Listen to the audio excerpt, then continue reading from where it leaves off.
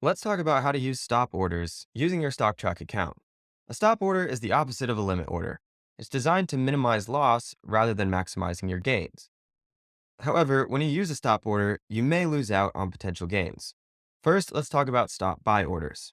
Let's say in this example that I'm looking at the chart of JP Morgan and I see that it's been trading between $100 and $124 over the past couple months. Let's say I've done some analysis and I think that as soon as JP Morgan breaks above $125, it's going to go all the way up to $150. In this case, I might want to use a stop buy order to target the momentum of that stock once it breaks $125. If that's my hypothesis, I can see the current price here is $115.96, and I'm going to set a stop buy order at $125.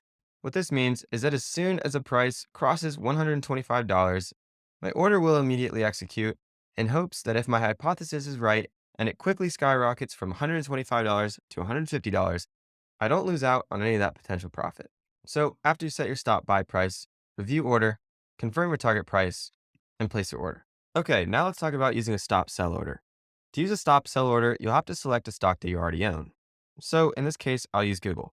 Now in this example, I own some shares of Google and I want to make sure I don't lose more than a certain amount while I'm holding it. Let's say I don't want to lose more than about 10%. I can see the last price is around $101.04. So I'll select a sell order with the order type of stop and set the price at $90. This means that as long as my order is open, if Google happens to drop below $90, I will automatically sell this share at $90 in order to minimize my loss. So that if Google continues to fall to $85, $80, $75, I will be able to minimize my loss at around 10%. So make sure sell is selected and stop, set your price, review order, and make sure your target price matches, and then select place order. Now I'm sure that I won't lose more than 10% on that share of Google stock.